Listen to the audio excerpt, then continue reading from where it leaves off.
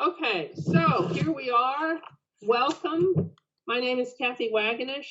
I live in Old Bennington, so I am one of your constituents, District 2-1. And I'm the president of the Bennington branch of AAUW, which is the American Association of University Women. And we are the sponsor of tonight's Candidates Forum. We are a nonpartisan, nonprofit organization of over 100,000 members worldwide. And we have many supporters also who, with us, work to advance the equity for women and girls through advocacy, education, philanthropy, and research. Our Bennington branch has been in existence since 1926. I'm delighted to welcome our Zoom audience, our Facebook audience, as well as the television audience who will be tuning in later for one of the several rebroadcasts on CAT TV. This is our 7th Candidates Forum and the 4th to focus on candidates for the Vermont House of Representatives. This event is being broadcast live on CAT TV's Facebook page, and it's being taped and will be rebroadcast on CAT TV several times in the next 2 weeks. Tonight we have the candidates from Bennington Districts 1 and 2, 2-1 and 2-2, I'm sorry. There are 7 candidates running in these 2 districts for 4 open positions that will be filled by the election on November 3rd. The candidates who are here, well, I'll tell you who everyone is first. For 2-1, there are 2 positions that will be available, and running for them are Tim Corcoran, Colleen Harrington, and Dane Whitman. Colleen Harrington is not here. For position 2-2, we have 4 people running for 2 positions. Peter Brady, Jim Carroll, Mary Morrissey, and Michael Nigro. And Mary and Jim are incumbents. I forgot to mention that Tim is also an incumbent. So we are losing, of the 7, we are down to 5 who are in attendance.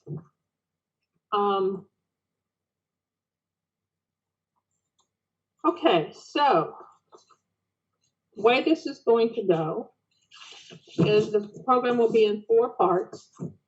The first part will be where each candidate gets to give introductory remarks of up to 2 minutes each in the order that I just introduced you. And then speaking order will be changed for every question thereafter, so you're not stuck having to speak after each other in the same spots. So that's your first part. Introductory remarks, 2 minutes each.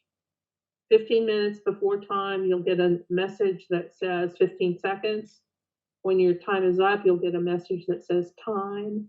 5 seconds thereafter, you'll get a message that says time's up, and you will be muted. The committee questions are the next section. Margaret Howland is going to be asking those questions, and they were formulated by a committee within AAUW, and each candidate will have up to 1.5 minutes to answer each question, and the timing will remain the same. Following that, there will be a time for audience questions, and we'll take questions from the audience at that point. And in order to give those audience, I'll tell you in a minute how to do that, but we're going to be using the chat feature. And you'll have 1 minute to respond to audience questions. And then the closing remarks will be another 2 minutes, same timing requirements.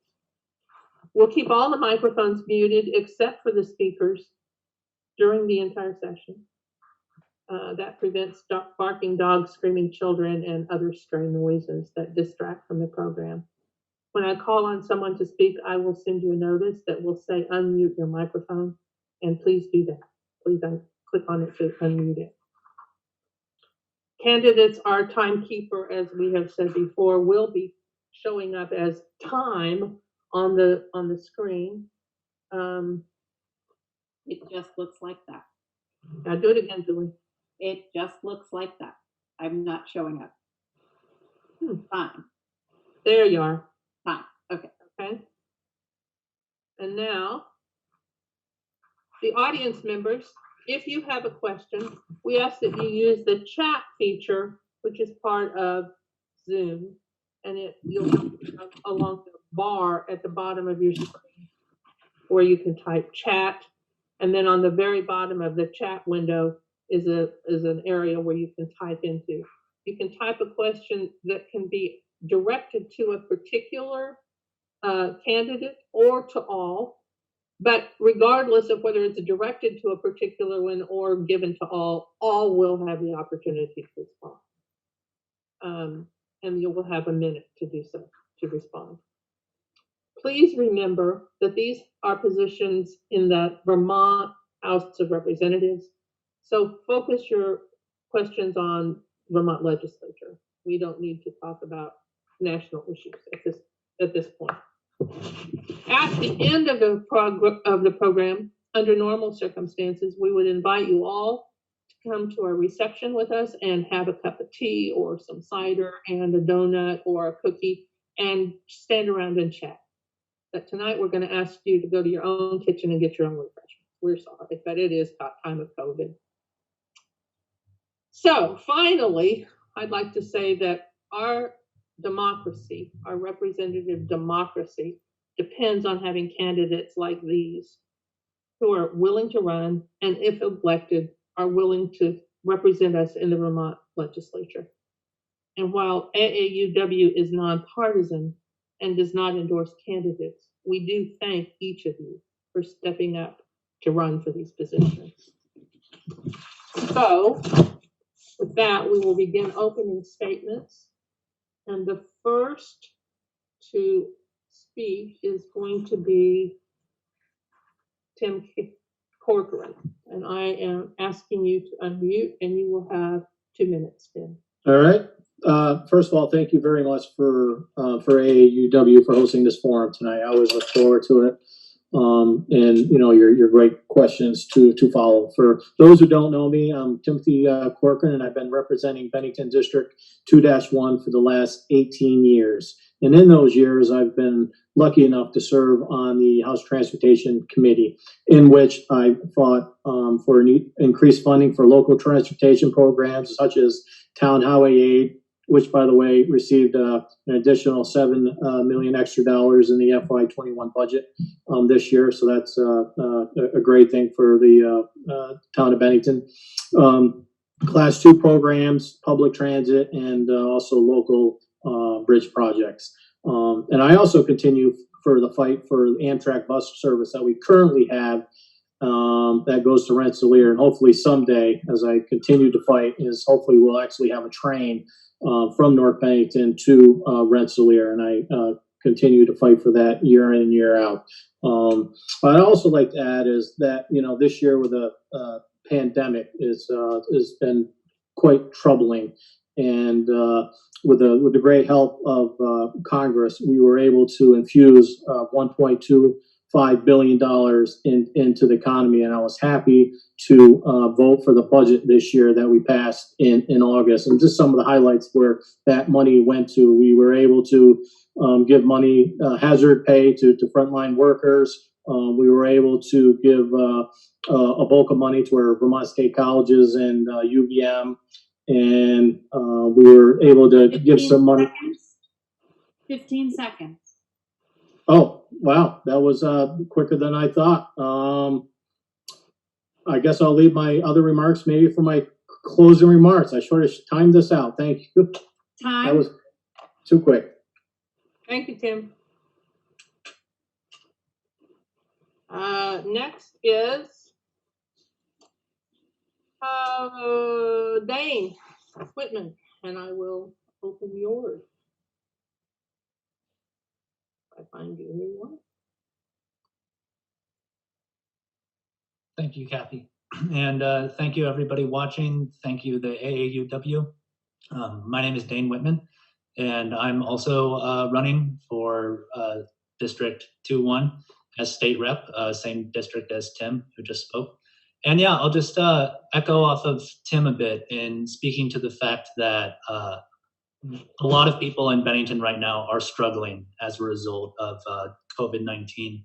It's worsened issues that we've already had, such as food and housing insecurity, substance use disorder, and I recognize that we can't fix everything overnight, but we are going to do what we can to get people through this.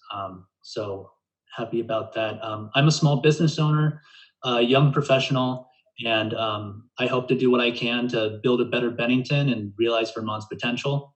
I'm really interested in opportunities in the field of workforce development. Earlier this year, we recognized a demographic crisis within the state as more Vermonters reach retirement age. Looking at keeping young working families in Vermont is a priority, and looking at accomplishing that through affordable housing, expanding broadband access, and access to childcare as well. Another thing I see on the horizon is climate change and the potential to transition into a green economy as a means of both bolstering, create a more resilient state as we anticipate what could be the next disaster over the horizon, and believe that we can help Vermonters save money on energy, create good paying jobs, and help protect. 15 seconds.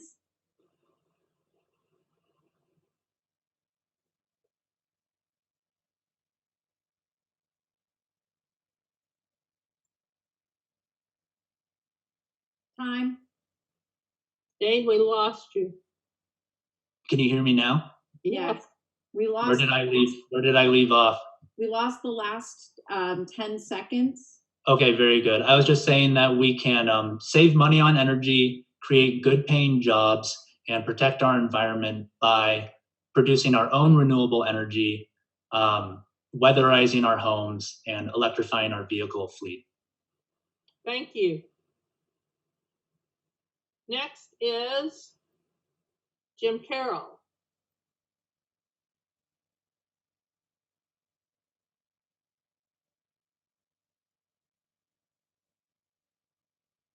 And Jim and the other three are running for.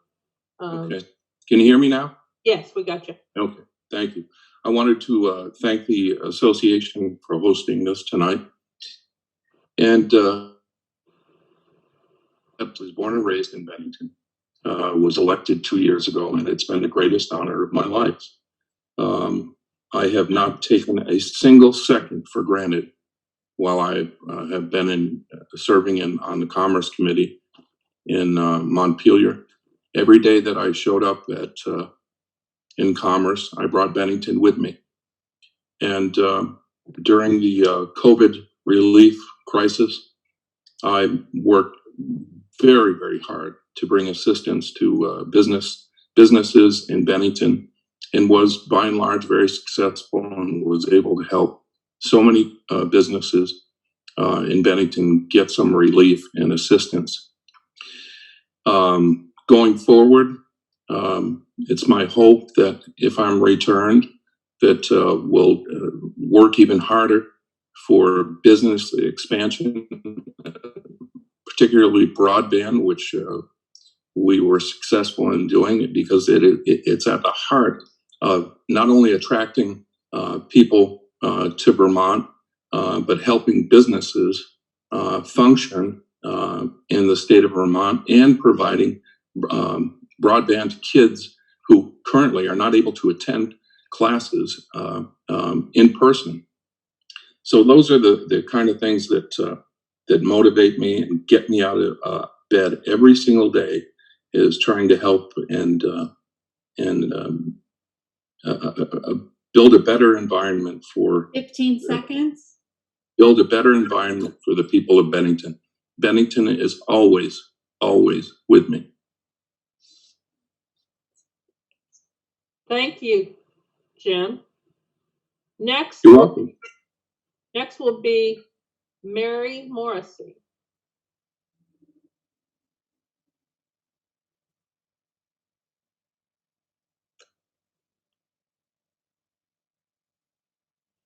Mary, can you? Am I unmuted? Yes, you are now. Okay, thank you. Good evening. I would like to take this opportunity to thank the American Association of University Women for sponsoring this candidate forum. Thank you to those watching and to all the candidates participating in this forum. I am Mary Morrissey, and I have had the honor and privilege to represent Bennington District 2-2 for the past 24 years in the Vermont House of Representatives. It is a job that I take most seriously and have worked very hard on behalf of my constituents in this region and on the issues that affect them the most. The 2020 legislative session was very difficult and lengthy due to the coronavirus pandemic. Putting a 2021 state budget together under massive revenue shortfalls, uncertain fiscal future forecasts, and an uncertain end to the pandemic made this process most challenging, especially when it was done by Zoom sessions of the legislature. Over the last 6 months, we also worked hard to allocate over $1.2 billion of federal coronavirus relief funds as safety net legislation for our state's businesses, providers, educators, agencies, and more in our hope to stabilize the devastating onslaught of our healthcare and economy affecting most every facet of life due to COVID-19. There is much more work to be done, and I am hoping to return to the legislature in January 15 seconds. to continue the work on these important issues and more on behalf of my district and the residents of Bennington. Thank you. Thank you, Mary. Next, we have Michael Nigro. Thank you, and thanks to the AAUW for hosting tonight. It's an honor to be here. When I first decided to run, I think one of my biggest motivations was simply the political time that we seem to be in right now, the widening political divide, the apparent movement away from compromise and respectful discourse and conversation. And I think that's much worse on a national level than in Vermont, and that's a good thing. However, I've seen that trickle into our own community as well. I think I'm well suited for these times. I'm a thoughtful communicator and a careful listener. I'm a collaborator who has successfully worked with people across diverse backgrounds. I think my background would be a benefit in the legislature. I've worked for 18 years in the field of healthcare and understand the challenges we face there. I have an MBA and have managed multi-million-dollar budgets. I understand the importance of fiscal responsibility. And today, I'm very proud to be a small business owner living and working in Bennington. I want Southern Vermont to be a wonderful place to start a business, to own a business. And I would like to see us strengthen our schools with better pathways to trade and technical school and good paying jobs that we currently have available in the state already.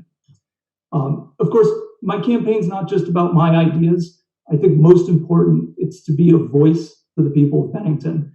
It's been a real pleasure as part of campaigning to meet with and talk to so many people. We have so many great ideas right here in our community, and I want the chance to be a voice for Bennington. 15 seconds. So with that, I look forward to the evening's discussion. Thank you. You.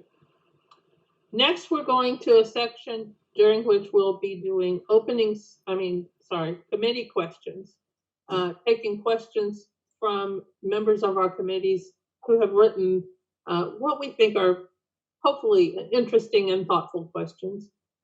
We have one person who will be reading all the questions, just to simplify it with the Zoom world, and that's Margaret Howland.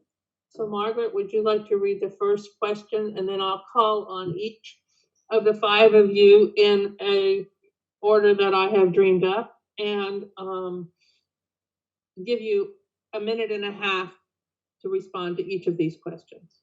Margaret? The first question has to do with the environment, which is too big a topic for us to tackle, so we concentrated on water. Vermont is tied with Maine as one of the states with the fastest growing rise in average temperatures, now averaging 2.4 degrees warmer than in 1984. A major issue in Vermont as a result of the increasing temperature has to do with water.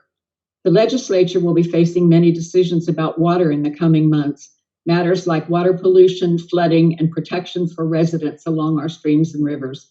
What actions do you feel the legislature should take to address these urgent problems? And the first response goes to Mary Morrissey, please.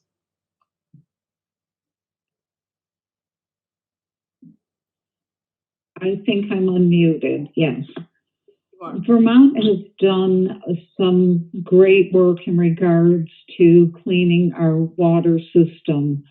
We have spent in Lake Champlain especially over $100 million in cleanup over the years. And yet, though we still unfortunately have challenges with systems that are not corrected within the Burlington area. We quite often have stormwater runoffs that have dumped pollutants right back into the lake.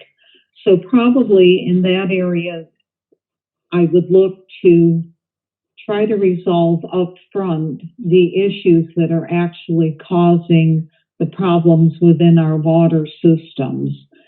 So stormwater issues and facilities need to be upgraded to meet the needs of the particular area that they're serving. We also, as we saw during the floods of Irene several years ago, 15 seconds. we did massive cleaning of our Roaring Branch and other water supply into through the town. If you are noticing now, Time.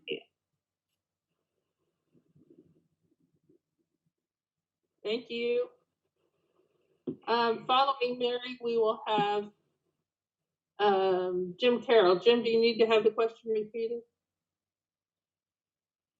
I need to open your mic, don't I?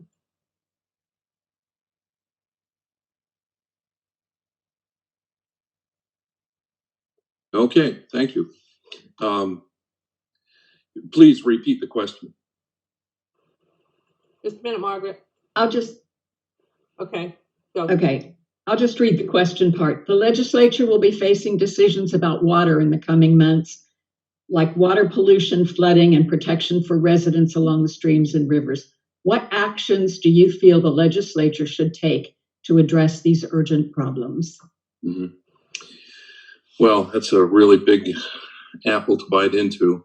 One of the things that I've seen that has been a recurring problem is between New York and Vermont and farm runoff. We need to foster greater participation and cooperation with New York to remedy some of the green algae blooms that we're getting in Burlington, in particular along Lake Champlain. However, the legislature did do something, particularly a year ago, with respect to lead and the water in schools, and that's been an ongoing process. Tied into water quality and water in general is the infrastructure that needs to be done, because we're anticipating more and stronger storms that will affect our infrastructure. So it's a really complicated and complex issue, and I don't have any simple answers. Thank you. Next will be Michael Nigro. Would you like to have the question repeated? I think I'm okay. I'll just go from there. Okay. Yeah, and I agree with Jim. It's a big topic. I'll zoom in a little bit and just say that I don't think there's any state that has a population more committed to environmental causes than Vermont. and to making changes that are going to prevent climate change. That said, we do need to be prepared for continuing increases in violent weather and storms and unusual weather patterns. Certainly, I see that having a big impact in ski resorts, which is a water issue because they have had reducing snowfall for many years. That becomes a big economic impact for Vermont as well. And as well as flooding and rebuilding after flooding. Of course, we went through that after Irene. And similar to California and after some of the fires, there have been instances with communities that have not rebuilt in a smart way so that they set themselves up for the same disaster again in a few years. So as we're responding to floods, drastic weather changes, I think we just have to be planning with an eye on the fact that we're likely going to have more of that before we start making improvements in terms of climate change. 10 seconds. Sorry. Guess I'll I think end it there then. good for you. Thank you. So Tim, you're next. Thank you. Thank you. I don't need the question repeated, but yeah, no, and I agree with Mike. It comes down to planning, and one of the things that we did as a legislature this past session was to infuse the money into the Clean Water Fund, where we took 6% of the rooms and meals tax, I believe, and put it toward addressing the issues that we are facing. And that is a huge commitment from the state that we are serious about cleaning up our waterways. We've passed PFOA related bills to make polluters accountable. Unfortunately, the governor vetoed one of them, and hopefully we'll go back to the table with that piece of legislation and we'll get it passed. But as people said, there is no clear answer. It's about planning, setting money aside, which we have done, and basically coming up with a game plan of how to effectively spend that money that's going to be put towards towards that goal. So thank you. Thank you. And last is Dane. I can find you. Here you go. Thank you. And thank you for the question. I see it broken down into a couple different ways of thinking about water. One would be industry and the clean water in that sense. One would be to look at zoning around flooding, and one is to look at sort of our natural waterways and the impacts of agriculture and other development on that. I'll just say, echoing Tim again, the PFOA legislation that was proposed, we need to absolutely push to hold companies accountable if they're going to expose people in Bennington to carcinogenic chemicals. Whoops, we lost you. Is at 46, he had 46 seconds left. Okay. Dane, we lost you.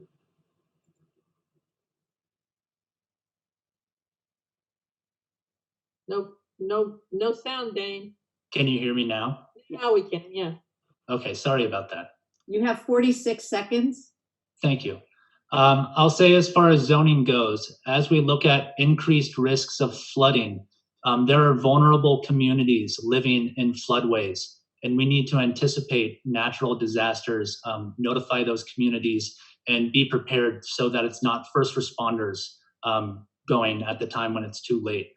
I would also say, as far as agriculture and dairy farms being involved in cyanobacteria blooms in Lake Champlain and around the state, we need to work with dairy farmers and know that they are already struggling financially, and potentially look at the agricultural runoff that they're producing as a resource, manure basically being a source of fertility. Thank you. Okay, thank you all for round one of our questions. We'll get ready for round two, and I'll ask Margaret to read another question. Okay, the next question has to do with the minimum wage. They don't get any easier, guys. Vermont has made progress in increasing the minimum wage, but still falls short of its being a living wage. At the same time, businesses are struggling, especially this year. Higher wages result in a better standard of living and more money spent at local businesses. How would you address this basic economic issue? Okay, and as they say, the last shall be first. So Dane, you're first this time. Great. Thank you so much, and hope that my sound holds up. I will, as far as the minimum wage, was happy to see the legislature vote in a $12.50 an hour minimum wage with an overturn of the governor's veto. I understand that next on the horizon would be looking at a $15 minimum wage by 2024. I absolutely believe that while corporations like Walmart, Home Depot, places like that are employing people in Bennington and making huge amounts of profits, they should be able to also pay their employees a livable wage so that some of those profits can be brought back into our community and used to support our local economy. At the same time, I do think that timing is something to look at. We're just actually on the phone with childcare providers earlier today and realizing that there are issues with benefit cliffs, suddenly making it so that people cannot receive access to Head Start federal programs, right? Looking at the fact that right now, Bennington, thank you. Basically, what I'll say is that these issues are complex and they need to be taken on a case-by-case basis. And sometimes we need to get some other issue in line before we're ready to bring it on to the next level. Thank you. Thank you. Next is Jim Carroll. Thank you. Dane hit it right on the head. You know, the struggle, number one, when you pay people a higher wage, especially those low earners, they spend it and they spend it locally, which is a stimulus for the economy and local economies statewide. But at the same time, they run close to a benefit cliff that would cut off services, you know, like childcare, among other things. And one of the saddest things that I ever heard while I first started to run was talking with a young woman pushing a carriage at the corner of Silver and Union and chatting her up. And I said, where do you work? And she said, I don't work. And I said, well, I'd be glad to help you get a job. And she said, no, I can't afford to work. And that's about the saddest thing I think I've ever heard. This is you know, businesses are struggling, and to put that burden on them further, it's the real horns of a dilemma. Although I do support a livable wage. 15 seconds. I do support a livable wage because I do believe that it's a stimulus because those people spend that money and they spend it locally. Thank you. Mike Nigro, you're next. You need the question repeated? No, I'm good. Thank you. So first of all, I certainly would have supported the increase that was passed by the legislature. I thank the legislature for that recent increase. In terms of a $15 minimum wage, I will frankly say I'm undecided. I think the benefit cliff that's been referred to, I experienced that firsthand. I used to work in healthcare, and we had nursing assistants and aides who I experienced times that we would give a pay increase, and when I was seeking kind of their input, realistically, some of them said this wasn't a help to me. So that's a complicating factor. I also do want to know more about the impact on small businesses. As a small business owner, I'll be honest, it's one of the places I go first. I also think that small businesses are going to be a lot of our future forward in Southern Vermont in particular. So again, I am open to learning and thinking about it, but as of today, undecided on a $15 minimum wage. Okay, thank you. Tim? I think I'm unmuted now. Yes, I've been on record supporting a $15 minimum wage, but it was the way it was structured.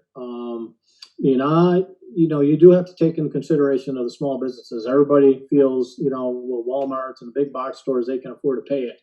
But the downtown mom and pop stores can't afford to pay it all at once. So the way the proposal was this year, they're 2 years ago, or they spread it out over 6 years, and I thought that was manageable. So it all depends on how this legislation is proposed. If it's all done at once, I would be against that. I think that would be too devastating and too big of a hardship on local businesses for them to absorb it. But if you spread it out over time, hopefully they can make the adjustments, and we'll be able to pay that to their employees. And I guess I'll leave it at that. I'm on record, but it's all on how it's done. Okay, thank you. And Mary, you have the final word.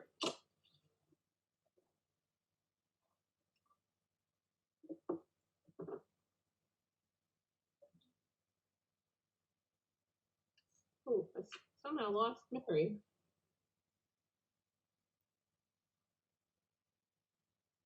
There you are.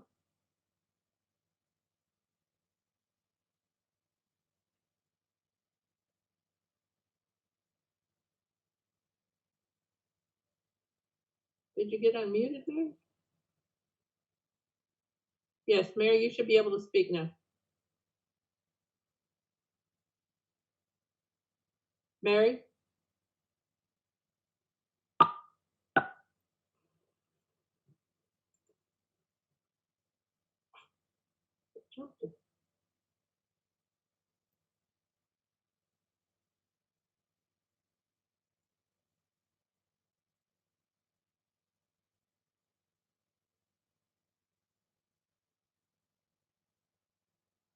Are you open now, Mary? Hello? Yes, Mary, you should be able to speak now.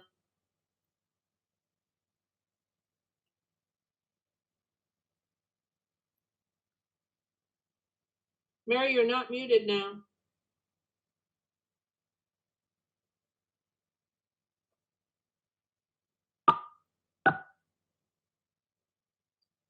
Mary?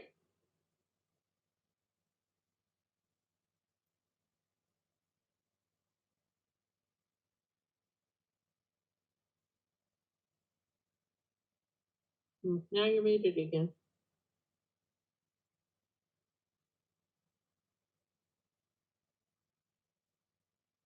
Having a little telephone call here.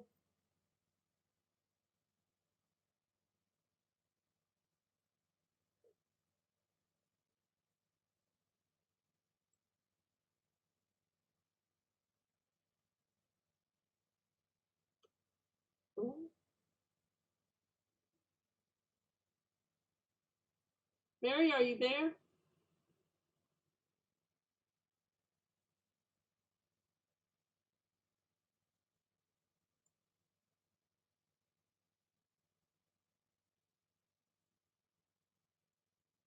Mary, can you unmute?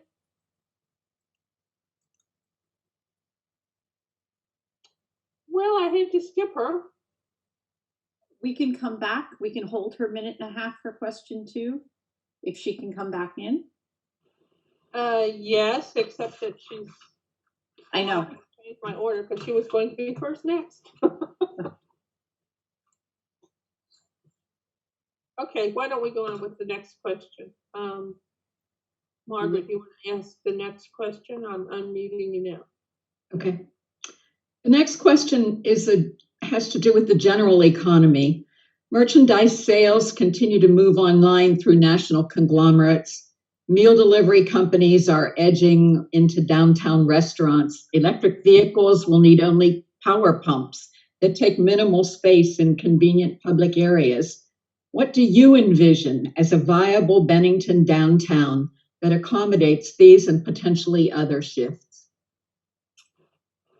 And Mike, you're next. Okay, thank you.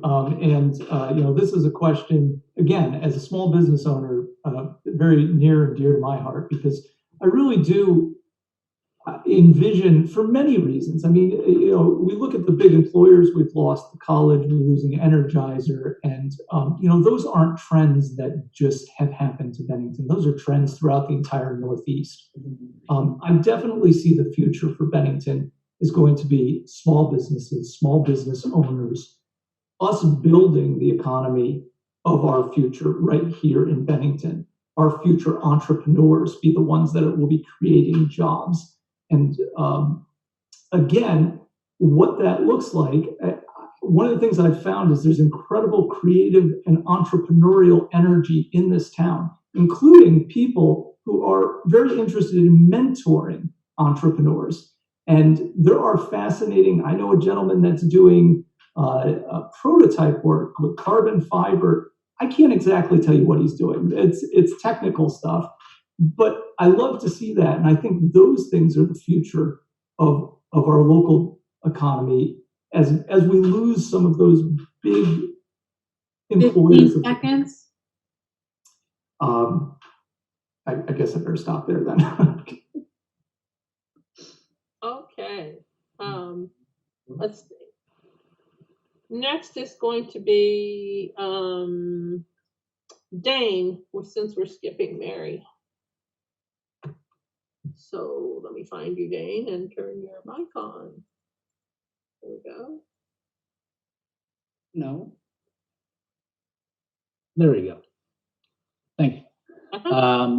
So I suppose my answer to this question would be really along the lines of how we choose to develop when we do develop in Vermont. I think that there's been a large move towards smart downtown development and really looking at vibrant downtown centers as something that we can value and look at reforming our permitting process around streamlining and expediting. So continuing to support projects like the Putnam Block and looking at other ways that we can become creative downtown to look at restoring a park. You're gone. He's at 50 seconds. Okay, back. Nope.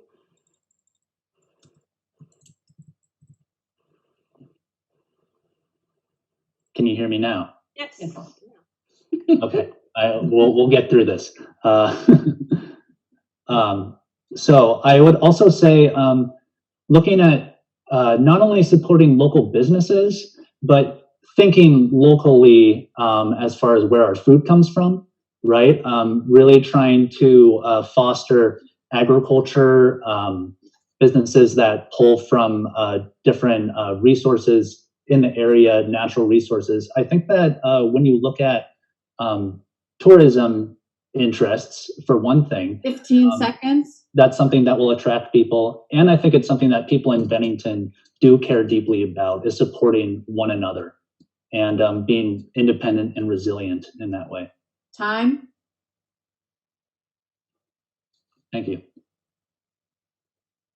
Thanks. I'm sorry, I'm trying to send an email to Mary to tell her to log off and log back on. Just 1 second. It looks like she's currently unmuted. Oh, Mary, are you there? Yeah, can you hear me now? Yes. Oh, yay. I had unmuted like 7 or 8 times, and it kept saying the host has you muted, and I was trying to get through, and I did send you each an email. Yeah, I was trying to unmute you too, but why don't we go back and let you answer the question that we skipped you on because we couldn't hear you. And that was the one about the minimum wage. Would you like to have it reread? No, I think I can do. Let me just take a deep breath. Okay.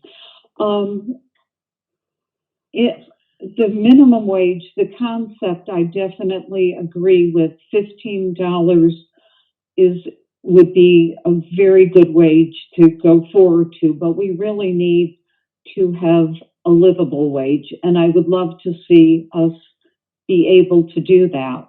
But the reality in our state is that a large percentage of Vermont's businesses are small businesses, and that is certainly true here in Bennington. Our economy presently and for some time has not been strong as we would like. We have struggled since the last recession in growing back the economy.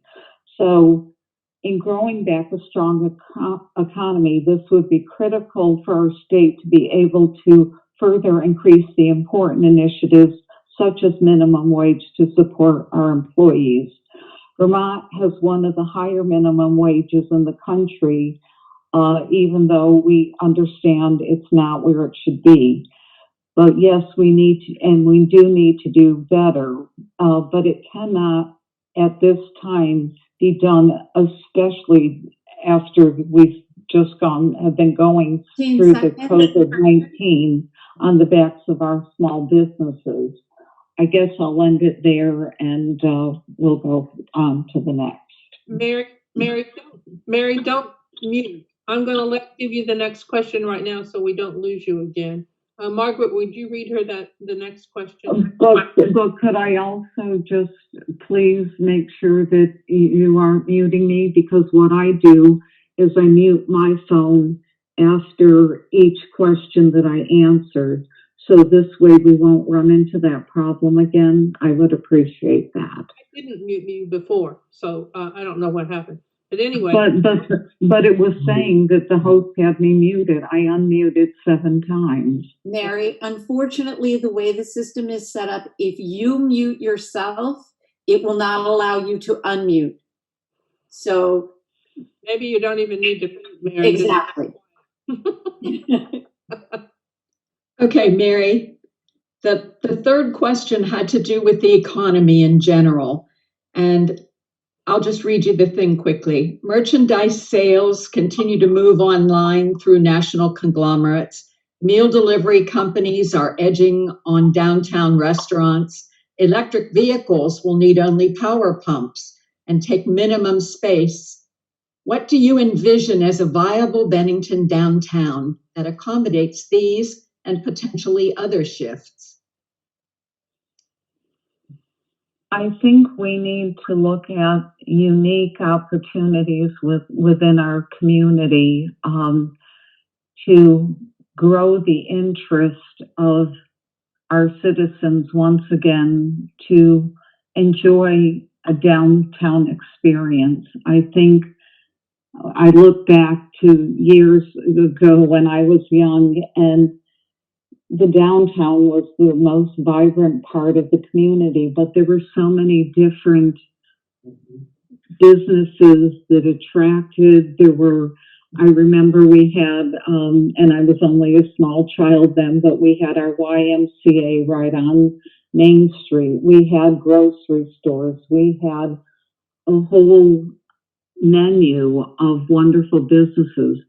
During these times, we have to create our own uniqueness, and a uniqueness that actually even draws people to our community that want to get off the highway and come and enjoy the experience of a small town such as Bennington.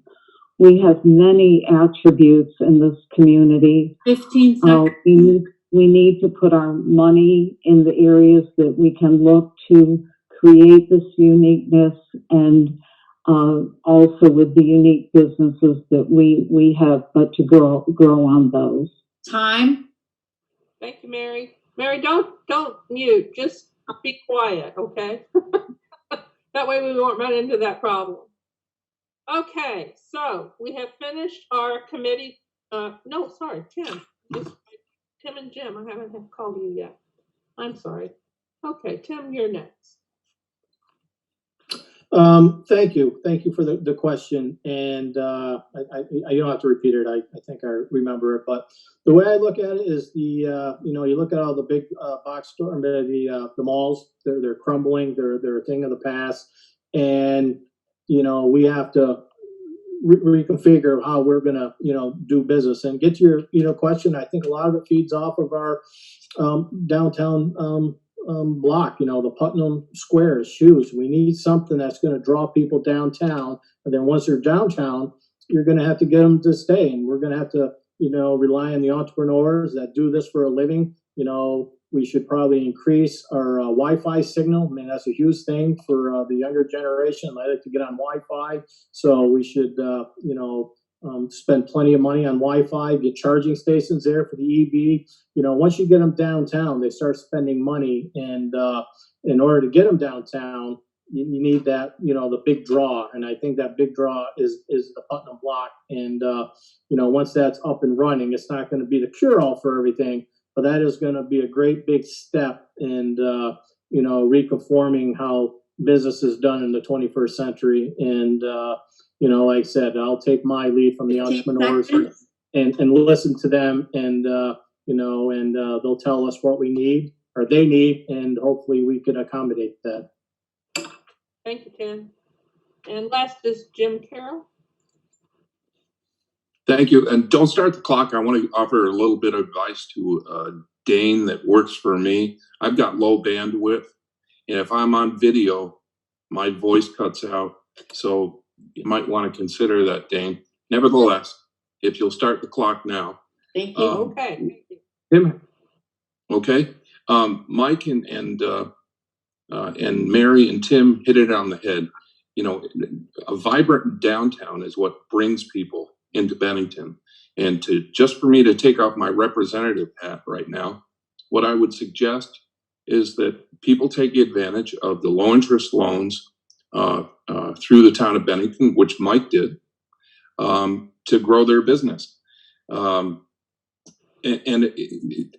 a more vibrant downtown draws more people into Bennington. And if we could do anything, is to offer more incentives for people to come into the downtown. For years, I had my food cart on Main Street, and it was extremely successful. But with the closing of Greenberg's, man, it killed me.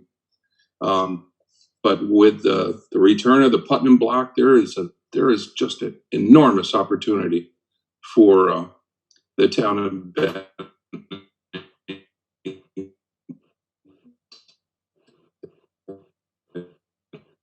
Kathy, you get an extra 15 seconds. Okay. As Mary reminded me, and as I remember from my childhood, Main Street was it. That was where you went. And as a matter of fact, my father used to park his car with my grandmother on the side of the street, and my grandmother would catch up with all her friends. That's the kind of flavor that I'd like to return to Bennington. Great. Thank you all. Those are our committee questions. We're ready to take questions from the audience. If anyone in the audience has a question, now's the time to submit it. You can go to the chat area at the bottom of your screen and type in your question in the area that it says type question here. If you don't specify, we'll assume that your question is not directed particularly to anybody and will go to everyone. But if you want one person to address you first, you may do that by typing their name in the question.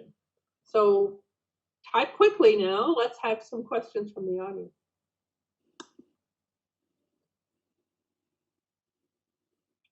And the rest of you can just breathe for a moment.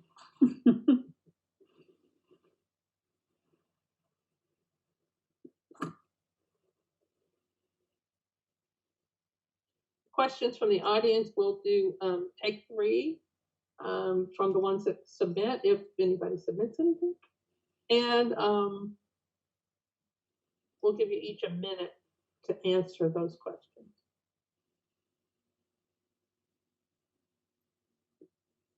I'm not seeing anything.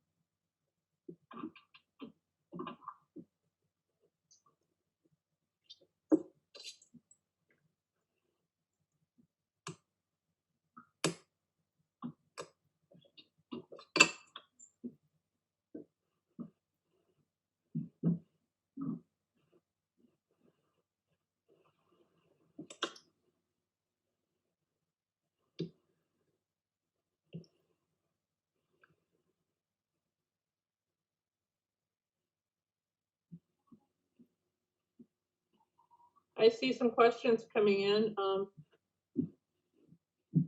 Dawn, do you have any that you'd like to read? I don't see any in my box, Kathy. They're not coming through. So why don't you go ahead and read them? Okay. Here's one. How would each of you incentivize buying local versus supporting Walmart, Amazon, etc.? So 1 minute each, and we'll begin with Jen.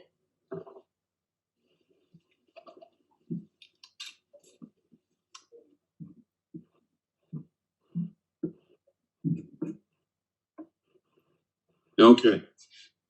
Can you hear me? Yes. Okay. How to incentivize them? Boy, you know, it's really tough to compete with the folks like Walmart who just have cheaper prices. Oh man, I wish I had an easy answer, but I don't. You know, people want to save money when they shop. That's a simple fact of life. I don't have an answer really. Maybe offering them whatever incentives we as a town, either through discounted rents, you know, in participation with landlords that would provide, you know, 15 seconds. lower rent costs that would afford them the ability to provide the lower cost of goods. And that's just off the top of my head. Okay, thank you. Next, and to answer is Mike. Thank you. So my take on that is that you don't actually incentivize necessarily buying local the way you think, because like Jim said, you're not going to compete with Walmart on the price of dish soap. I think it's fair to accept that certain things are simply always going to be cheaper at Walmart, and you're likely to get your dish soap there. Our future economy, the small businesses I refer to, are going to be different kinds of businesses. Those be based on a unique experience. Those providing something different than what you get at a Walmart. You know, when I go to a local place like Spice and Nice, I get things there that I can't get at Walmart. And oftentimes I speak to somebody that can steer me towards different things I need. So I think we incentivize our small businesses that will branch into different ways and not compete for, again, the price of dish soap. Time. Yeah. Dane, you're next. Find you so I can turn you on. Here you are.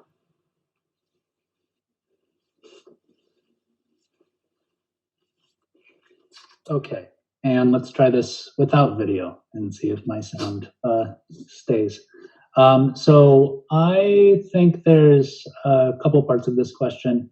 One thing is you really can't tell people what to buy, right? People are going to make whatever decision they make as far as their purchases, but the state of Vermont does have purchasing power itself. So when we look at what kind of food goes into school lunches, right? What kind of products are we supporting? What kind of local businesses are we supporting when we contract out jobs? So the state does have some leverage itself in supporting local businesses, which I believe it should take advantage of.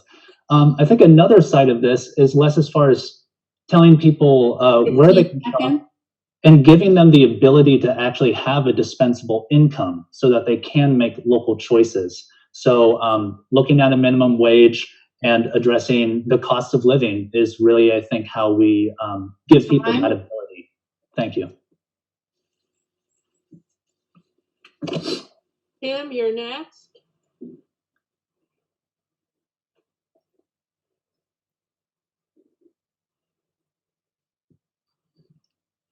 You're still. There you go. I think I'm off.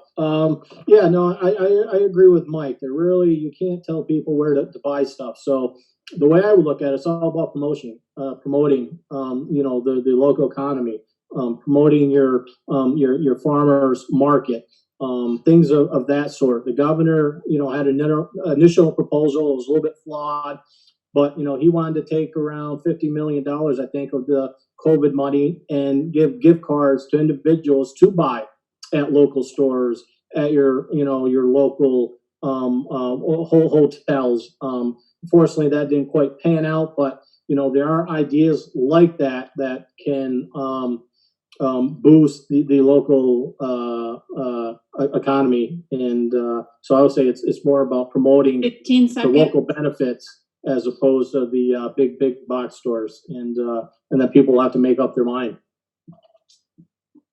Hey, thank you. And Mary, if you're there, you're next. I'm here. Can you hear me? We can. Oh, that's a good thing. Anyway, I would look to agree with all of the rest of the candidates on this. Dane mentioned about the food even coming into our schools. Programs like what we started years ago in the legislature, the Farm to Plate, is a critical piece of legislation that has helped in so many ways and it works through our schools today. But I think we as communities across the state need to be showcasing and promoting our businesses through, I'm not sure how we would look to advertise, but to really get it out there so that not only our 15 seconds. not only our community is aware of it, but also people in the region, as well as people coming into the community as visitors. Thank you. Let's see. Next, let's ask about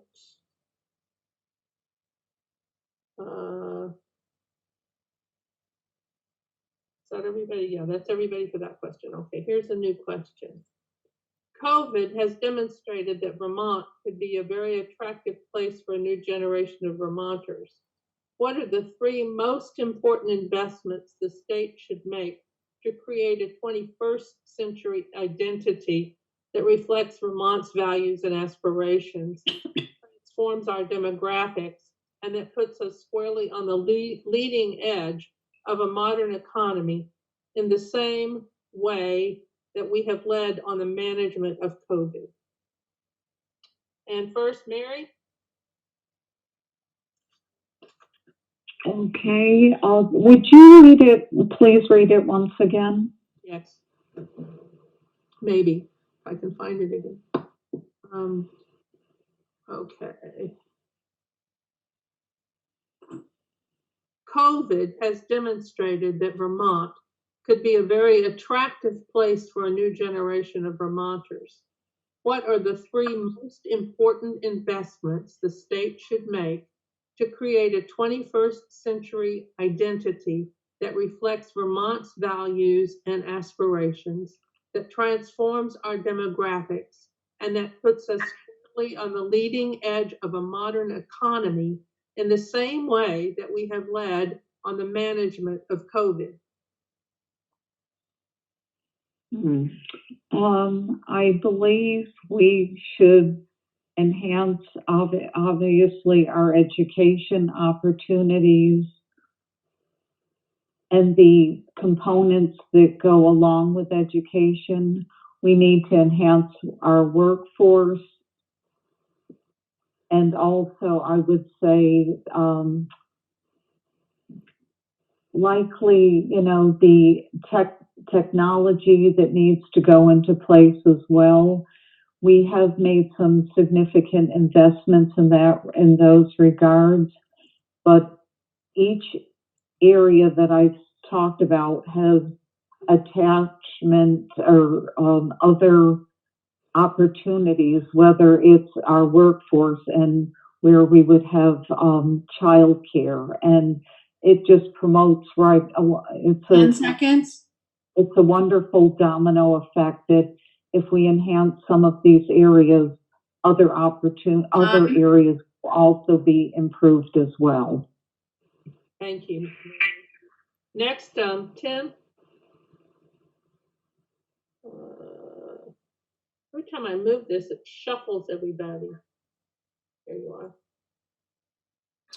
are. Thank you for the question. I guess the three things that I would sort of hone in on as far as based on your question would be housing. I mean, housing is always a critical need, and especially with the COVID, you're seeing an influx of a lot of out-of-state people moving into Vermont. So we, more affordable housing would be number one. And, number two would be your internet connection. The 21st century, people like to work from home. That needs to be shored up and obviously have a major investment there. And, thirdly, I agree with Mary, your child care. People, we need some type of universal child care, in place to draw the younger generations back into Vermont. So those would be the three areas that I would look to. Time. Thank you. Dane, you're next. Thank you. If I were to dial in on three kind of buckets, I guess I would agree, housing, and also looking at to create the sort of visionary leadership that was talked about in the question, looking at really having it be sustainable, energy efficient, net zero housing. Ideas like that could really prove the state of Vermont as a leader if we pair those two goals.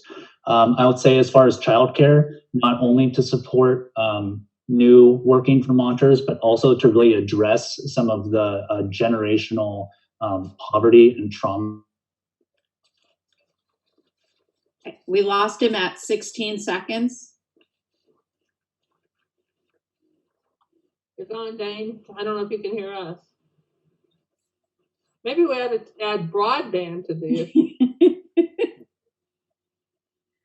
Dane, are you there? Dane, if you can hear me, why don't you sign out and sign back in? Maybe that will help.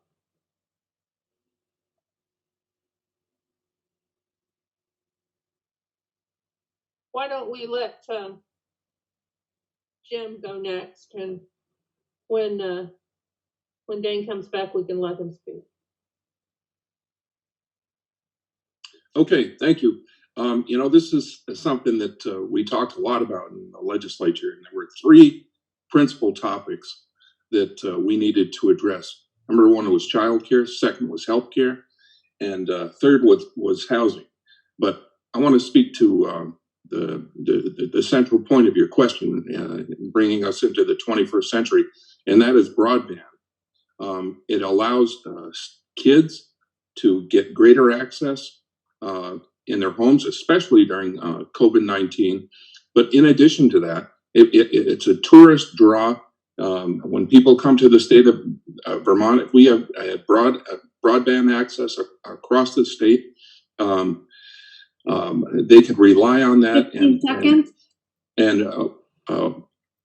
have them come to Vermont more readily. In addition to that, I think primary to that is for businesses who have access to broadband. Currently, I know businesses in the Manchester, Dorset, and area that can't do business because they don't have broadband. Time's up. Thank you. Dane, are you back?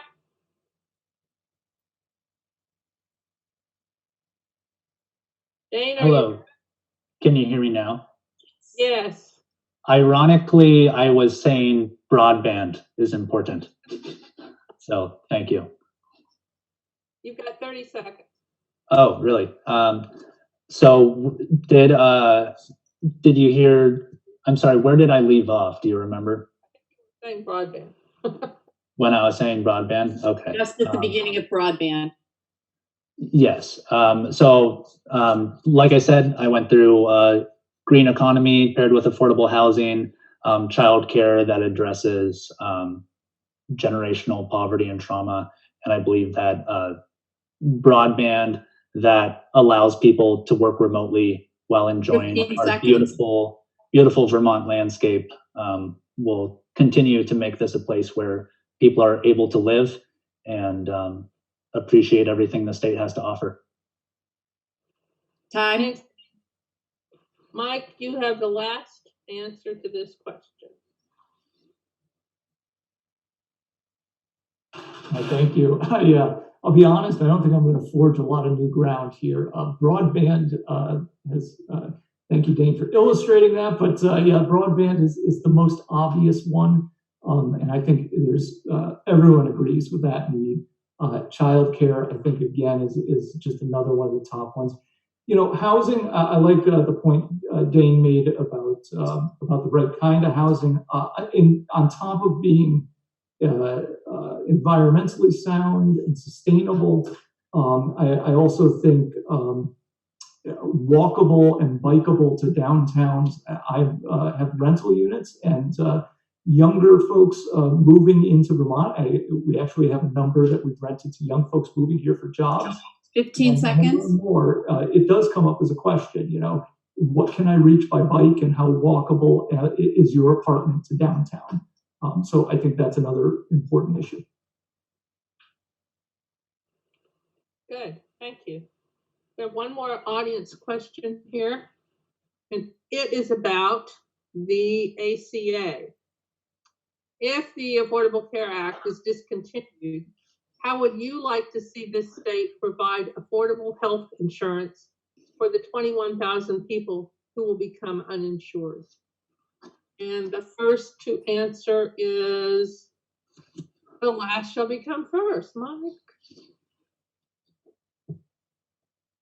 Thanks. So I'll start by saying I'm not as pessimistic as some about the ACA. It's an extremely important act. I, as a small business owner, get my insurance on the Vermont exchange created by the ACA. So I depend upon it just like many other folks do. So obviously, you know, I think the need of the ACA is undeniable. It can't be allowed to pass, and for the folks that depend on it to lose insurance. I do think that it's the sort of bill that works on a national scale a lot better, and it's a lot, you know, I've always 15 seconds. It can be resolved on a federal level because I think it's easier to manage than on the individual state level. So either way, can't let people lose Time. That's for sure. Okay, Dane. Thank you. Can you hear me? Yes. Very good. So regarding the Affordable Care Act, assuming that it is overturned, God forbid, I just want to thank the legislature for the work that they've already done in providing some statewide, putting some things in place to provide protections, such as protections for pre-existing conditions.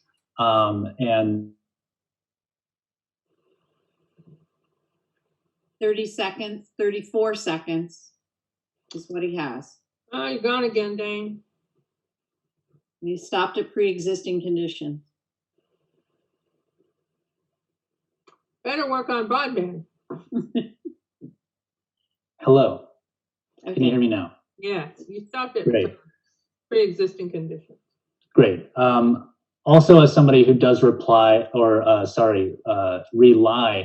on the subsidies provided by the Affordable Care Act on the marketplace, I would be feeling this, and I think there's a big question as far as the state of Vermont is, what could we possibly do to make sure that Vermonters do not lose coverage with all the 15 costs, seconds. with all the costs that we are facing? So would really hope that the federal government can come through on this.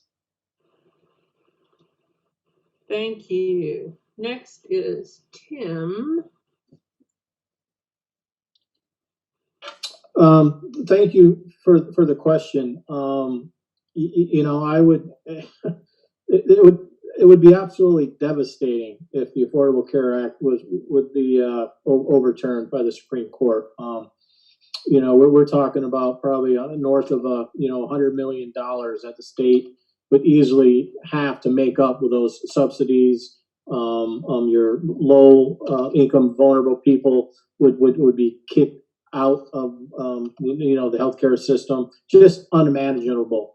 And what could we do to replace that as a single state? That's I don't know where you would go. I mean, you're talking about a lot of money, and it would be a lot of tough decisions with a limited budget that we have 15 seconds. in the state of Vermont. So we would have to go to the drawing board, to be quite honest with you, and basically try to pivot and make those tough decisions of how we overcome that 100 million. Thank you. Jim Carroll, you're next.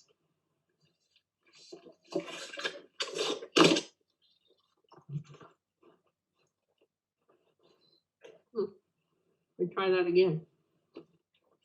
Okay, thank you. I agree with Tim, man. There are no good choices if ACA is repealed. And even now, it's my former employer, family of four, pays $20,000 a year for insurance with a $5,000 deductible. There's no way I could afford that. And the elephant in the room that nobody wants to talk about is Medicaid for all. And even that, if the state were to do that, our budget would explode. So, as Tim said, we'd have to go to the drawing board and try to come up with something. And I'm open to some 15 answers. seconds. I'm open to answers. Another one that without. I'm glad you ladies had simple questions for us. Glad you like them. Yeah. Okay, thank you. Mary, you have the last voice on this question.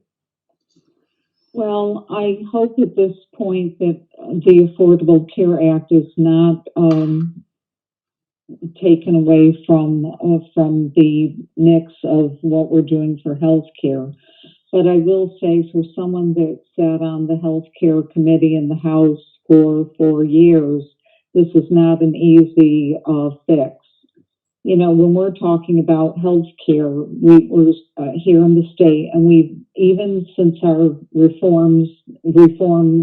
reform was done several years ago, we've had double-digit increases in our premiums, and we don't even, in some areas, we don't do much for mental health, even though we have mental health parity laws that we should be caring pre-existing conditions. The Green Mountain Board needs to be also looking at being a partner in keeping the premiums and other issues down. Oh, thank you. Thank you, Mary. Thank you all on the audience for your questions, and thank you, candidates, for your responses. We're now to the final section, which is the closing statements, and we'll have 2 minutes for these. And the first speaker will be Jim Carroll. If I can find you to turn you on here. Here we go.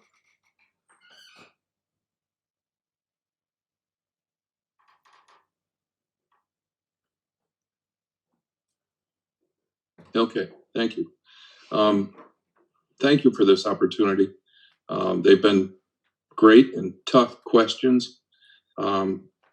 But I want to close by saying it's been an honor to serve the state of Vermont and the people of Bennington.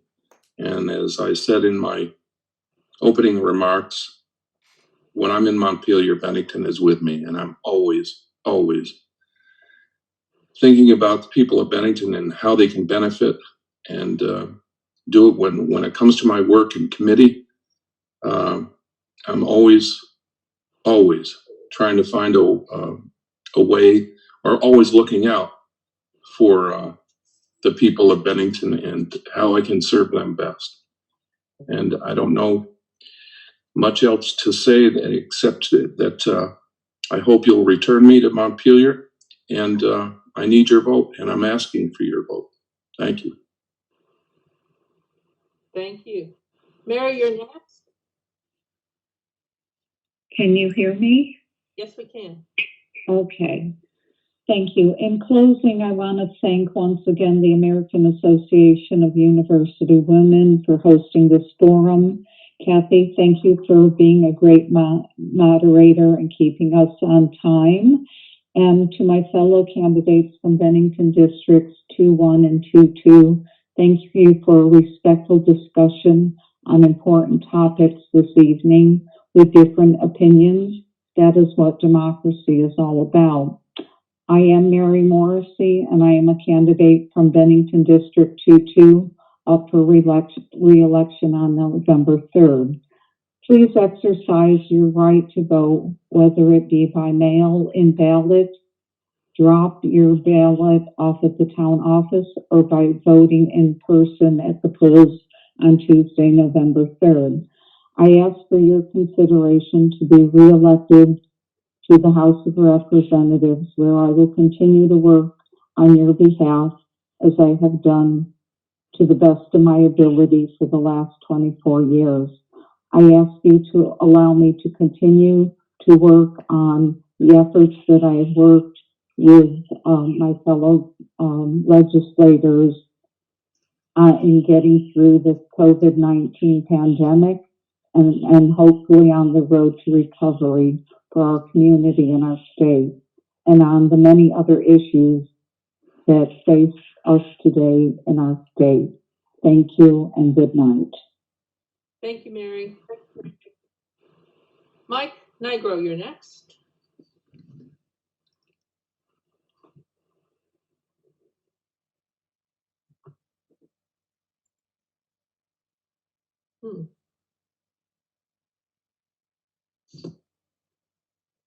Thank you.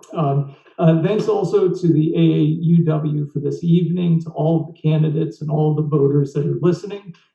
This has been wonderful, and I've certainly learned just how short 90 seconds is. I've realized in running for the legislature that it's kind of a unique, big ask of your neighbors and of your community to put their trust and their faith in you. And I've thought a little bit about how I can frame that ask. Bennington County has about 5% of the population of Vermont, and Bennington, the town of Bennington itself, has about half of that population of Bennington County. So we're a small number in the corner. We're the farthest away from the real population base of the state. For our voices to be heard in Bennington and in Bennington County, we need the strongest possible slate of legislators. I've always enjoyed work.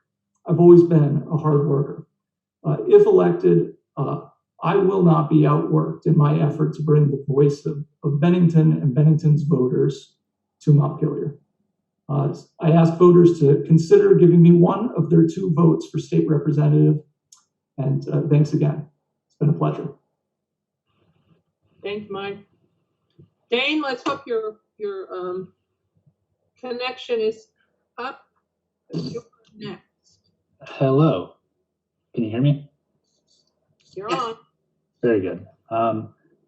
So thank you, everybody, again. Thank you, the AAUW, for hosting this. Thank you for all of the current state representatives for all of the work that you've done this year. And thank you, Michael, as well, for being a candidate as well. I I can attest it takes a little bit of guts to jump into the democratic process, and it has been a wonderful experience. I'm committed to continuing listening to the people of Bennington and really taking cues from my neighbors as far as what are the issues that we're facing. I know that we're only able to touch on a few questions, and there is so much for us to look at and tackle going forward for Vermont. I have a lot of respect for our ability to disagree with one another while being able to find common ground and be a problem-solving entity in the legislature. And I really hope to have that opportunity to be working on these problems, to think independently about these problems, and to really get into the nuts and bolts as far as what we can do to uplift people in Bennington and bring Vermont forward. So thank you, everybody, again. Thank you, Dane. And Tim, you started this, you can close us out.